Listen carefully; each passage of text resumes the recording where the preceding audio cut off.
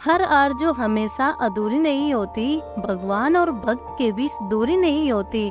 मिल जाए जिसे अपने शिव का प्यार, उसे फिर किसी और की जरूरत नहीं होती। दोस्तों, एक समय की बात है, लालपुर नाम के एक गांव में सुखदेव नाम का एक गरीब ब्राह्मण अपनी पत्नी और अपने एक बेटे के साथ रहता था। बहुत गरीबी में वो जैसे तैसे अपना जीवन यापन कर रहा था। सुखदेव भगवान शिव को बहुत ही मानने वाला था। मन ही मन हमेशा उनका नाम जपता रहता। तो वही ब्राह्मण की पत्नी बहुत ही ज्यादा लालची थी। वो हमेशा किसी न किसी बात को लेकर पति से झगड़ा करती रहती थी। ब्राह्मण की पत्नी ने ब्राह्मण से कहा, इस गांव में तो हमें कोई भिक्षा नहीं देता, आप दूसरे गांव जाकर भिक्षा क्यों नहीं मांगते? इस तरह हम गरीबी में कब तक जिएंगे? ब्राह्मण ने उत्तर दिया, मैं अपनी तरफ से कोशिश तो करता हूँ, अगर मेरी किस्मत में सुख नहीं है तो मैं क्या करूं? ब्राह्मण की पत्नी बोली, आपकी बातें खाली बड़ी बड़ी निकलती है, करने के नाम पर कुछ भी नहीं। घर बैठकर क्या करोगे? जाओ बाहर और कुछ कमा कर लाओ। रोज रोज ब्राह्मणी के झगड़े और तानों से तंग आकर एक दिन वो अपनी पोथी पत्रा उठाकर दूसरे गांव चला गया। उस गांव में जाकर भगवत कथा सुनाने का प्रयास किया, लेकिन कोई उससे कथा सुनने को तैयार नहीं था। ऐसे में दुखी होकर वो वापस अपने गांव लौटने लगा। रास्ते में एक पीपल के पेड़ के नीचे जाकर विश्राम करने लगा। पीपल की जड़ में एक काला नाग रहता था। ब्राह्मण मन ही मन सोचता है, हे भोलेनाथ, ये आपकी कैसी माया है? मैं आपकी कथा सुनाकर अपना घर संसार चलाना चाहता हूँ, लेकिन मुझसे कोई कथा नहीं सुनता। मैं क्या करूँ प्रभु? अब तो आप ही मुझे कोई रास्ता दिखाओ। हे प्रभु, मैं यही इस पीपल के वृक्ष के नीचे कथा कहता हूँ, आप ही मेरी कथा सुनो, क्योंकि और तो कोई नहीं सुनता।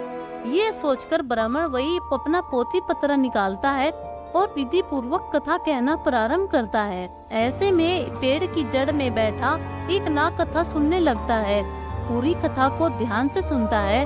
जब कथा समाप्त होती है तो बाहर आकर ब्राह्मण को एक सोने का सिक्का दक्षिणा में देता है और फिर ब्राह्मण से कहता है कि तुम रोज यहाँ आकर कथा कहा करो, तुम्हें और कहीं जाने की जरूरत नहीं है।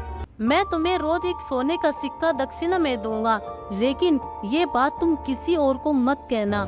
ब्राह्मण ने उसकी बात मान ली। नाग के जाने के बाद वो भगवान शिव को धन्यवाद देते हुए कहता है, हे प्रभु, आपने तो मेरी जिंदगी ही बदल दी। मैंने आपसे थोड़ा मांगा, आपने तो मेरी झोली ही भर दी।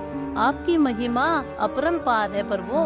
अब तो वो ब्राह्मण रोज सुबह सवेरे वहाँ नहा धोकर आ जाता और उस नाग देवता को कथा सुनाता और रोज एक सोने का सिक्का लेकर घर चला जाता।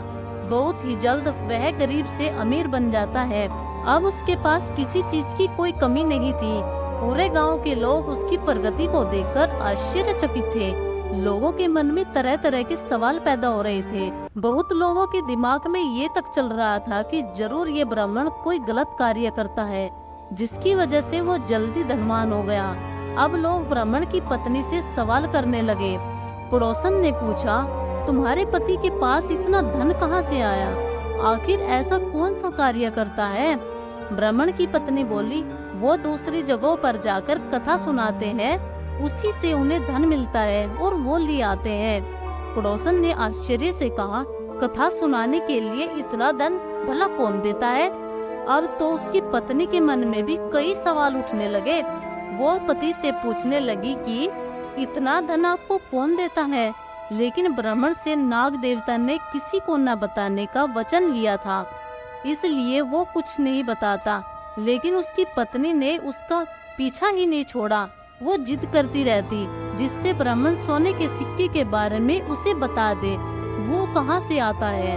ऐसे में एक दिन ब्राह्मण विवश हो गया और उसने धीरे से अपनी पत्नी को नाग के बारे में बता दिया। अब तो उसकी पत्नी के मन में काफी लालच आ गया। उसने सोचा कि जरूर उस पीपल के पेड़ के नीचे कोई खजाना है, जहाँ से वह नाग सोने के सिक्के लेकर आता है। अगर उस नाग को मार दिया जाए तो पूरा खजाना मिल सकता है। इसलिए ब्राह्मणी ने अपने पति को खाने में नशे की दवाई मिला दी, जिससे सुबह को उसकी नींद ही नहीं खुले। उसने अपने जवान बेटे को उठाया और कहा, सुनो बेटा, वहाँ पीपल के पेड़ के नीचे रोज तुम्हारे पिता कथा कहते हैं, जिसे सुनने के बाद एक नाग देवता आकर उन्हें सोने का सिक्का देते हैं। उस पीपल के पेड़ की जड़ में जरूर कोई खजाना दबा है। तुम आज जाकर कथा कहो। जब कथा समाप्त हो जाएगी हम उस सर्प को मार देंगे, उस पेड़ के नीचे से पूरा खजाना ले लेंगे। बेटे को भी लालच आ गया और वो पोथी पतरा लेकर उस पीपल के पेड़ के नीचे जा पहुंचा और जाकर कथा कही। जब नाग देवता सिक्का लेकर उसके पास आए तो उसने नाग पर प्रहार किया, जिससे नाग की पूंछ कट गई। वो किसी तरह बचकर वहां से निकल गया। जैसे ही ब्राह्मण ने पेड़ के नीचे खोदना शुरू किया तो नाग ने पीछे से आकर ब्राह्मण के बेटे को डस लिया, जिससे उसकी मृत्यु हो गई। इधर जब ब्राह्मण का नशा टूटा तो उसने देखा कि उसका पोथी पत्र वहाँ नहीं है। उसे समझ आ गया कि कुछ तो गलत है। वो जल्दी जल्दी से पीपल के पेड़ के पास गया तो उसने अपने बेटे को मृत देखकर काफी दुखी हुए। अब उसे सारी बात समझ आ गई। उसने अपने बेटे के मृत शरीर का अंतिम संस्कार किया। उसके बाद उसने अपनी पत्नी से कहा, मुझसे बहुत बड़ी भूल हो गई। मैंने नाग देवता को मना करने के बावजूद भी उसे ये बात बताई। आज तुम्हारे लालच की वजह से हमने अपने पुत्र को खो दिया। लेकिन उसकी पत्नी को उस बात का कोई असर नहीं हुआ। दूसरे दिन उसकी पत्नी ने उससे कहा, आप जाकर उस नाग देवता को कथा सुनाइए, कम से कम घर का खर्चा तो चलेगा। पत्नी की बात से विवश होकर वो अपने पोथी पतरा उठाकर फिर उस पीपल के पेड़ के पास गया और कथा कही। कथा समाप्त होने के बाद वो नाग बाहर आया।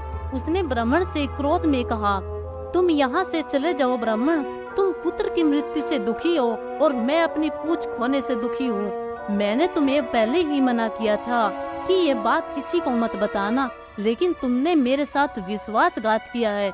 मैं तुम्हें श्राप देता हूँ कि जो संपत्ति तुमने मेरे द्वारा अर्जित की वो सारी नष्ट हो जाए। नाग के श्राप से कुछ दिनों में ही ब्राह्मण फिर से गरीब हो गया। उसने अपनी पत्नी से कहा, आज तुम्हारी लालच की वजह से हम फिर से गरीब हो गए। अब उसकी पत्नी को अपने किए पर पछतावा हुआ, लेकिन होनी को कौन टाल सकता है और बीता हुआ समय वापस नहीं आता। दोस्तों, इस कहानी से हमें ये सीख मिलती है कि इंसान को कभी ज्यादा लालच नहीं करना चाहिए, क्योंकि ज्यादा लालच इंसान के लिए घातक हो सकता है। दोस्तों, अगर आपको ये वीडियो अच्छी लगी है तो लाइक और सब्सक्राइब करना ना भूलें। धन्यवाद।